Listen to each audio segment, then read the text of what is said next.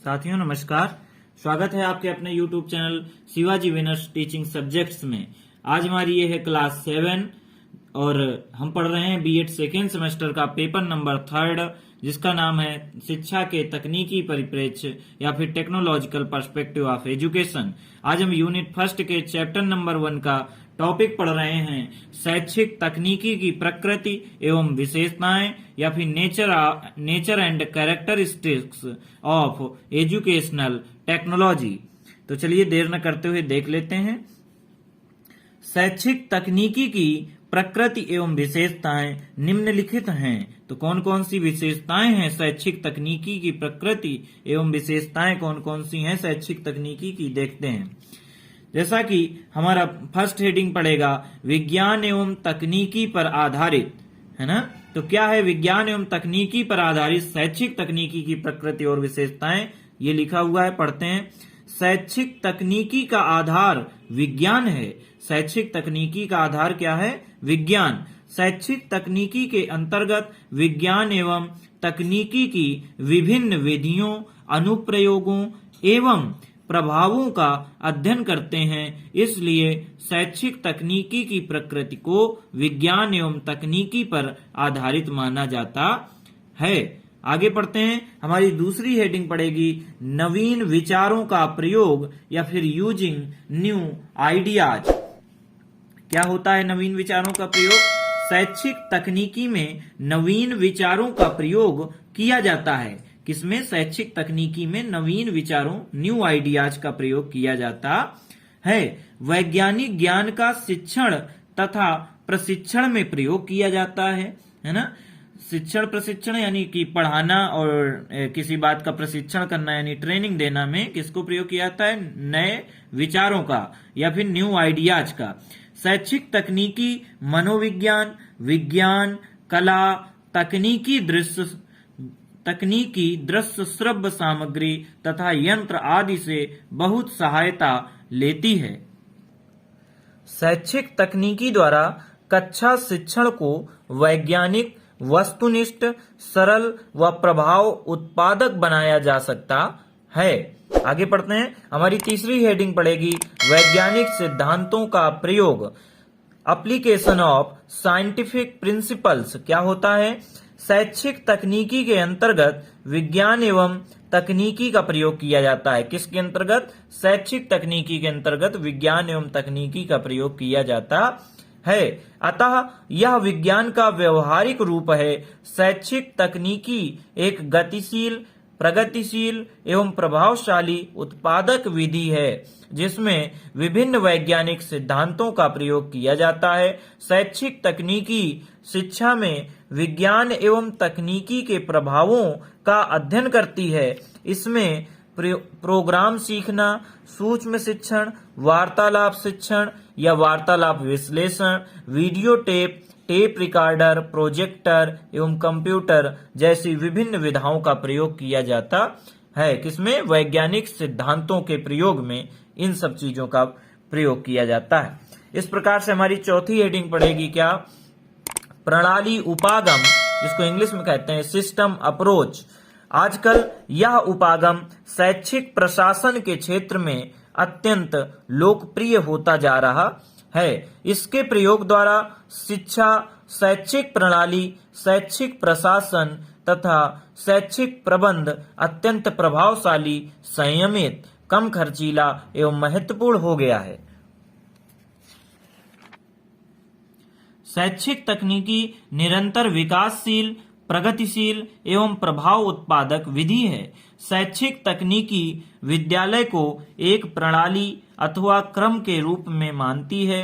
विद्यालय का भवन, कक्ष, फर्नीचर, शिक्षक, लागत अदा या फिर इनपुट का कार्य करते हैं।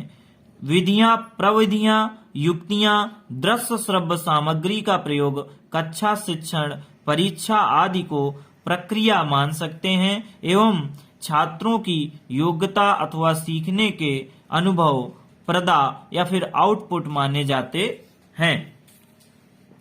हमारी पांचवी हेडिंग पड़ेगी दृश्य श्रव्य साधन या फिर इंग्लिश में कहते हैं ऑडियो विजुअल एड्स। शैक्षिक तकनीकी में दृश्य श्रव्य साधन का महत्वपूर्ण योगदान है। बालकों की शिक्षा में यह अत्यधिक लाभदायक है। हमारी केंद्रीय तथा प्रदेशीय सरकारों ने भी अन्य देशों की भांति शिक्षण को अधिक प्रभावशाली बनाने के लिए दृश्य श्रव्य सामग्री के महत्व को स्वीकार किया है। शैक्षिक तकनीकी के द्वारा शिक्षा के क्षेत्र में अभिक्रमित अध्ययन, सूक्ष्म शिक्षण, अनुरूपण शिक्षण, अंतः प्रक्रिया विश्लेषण, दृश्य श्रव्य सामग्री या फिर audio visual aids, video tape, tape recorder, projector तथा कंप्यूटर आदि नवीन धारणाओं का जन्म हुआ है। आगे बढ़ते हैं। हमारी 6 नंबर की हेडिंग पड़ेगी अभिक्रमण निर्देशन एवं मूल्यांकन, जिसको इंग्लिश में कहते हैं प्रोग्राम्ड गाइडेंस एंड इवैल्यूएशन। क्या होता है?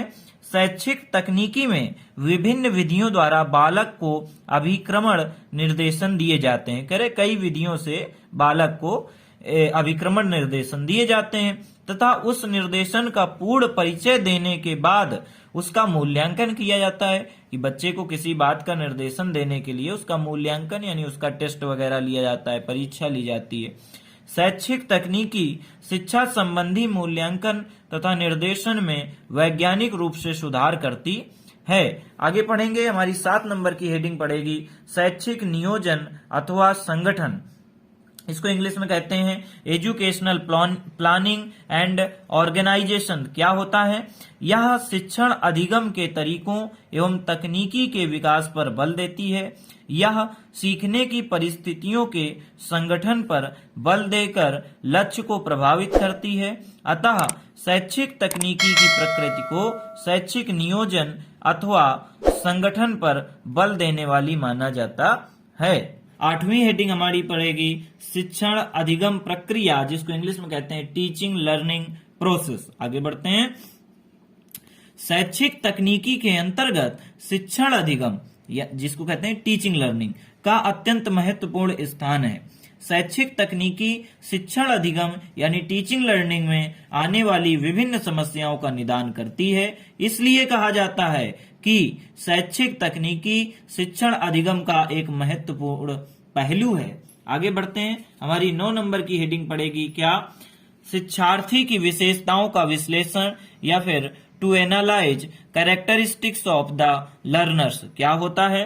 शैक्षिक तकनीकी की विधियों द्वारा शिक्षार्थियों के विभिन्न पहलुओं का विश्लेषण किया जाता है। किसके द्वारा? शैक्षिक तकनीकी की विधियों द्वारा। शैक्षिक तकनीकी के प्रयोग से शिक्षण विधियों, नीतियों, उद्देश्यों, पाठ्य वस्तु तथा वातावरण द्वारा छात्र व अध्यापकों के व्यवहार में अपेक्षित परिवर्तन लाया जाता है। हमारी 10वीं हेडिंग है क्या? मानव विकास में सहायक, जिसको इंग्लिश में कहते हैं हेल्पफुल इन ह्यूमन डेवलपमेंट। क्या होता है हेल्पफुल इन ह्यूमन डेवलपमेंट? देखते हैं।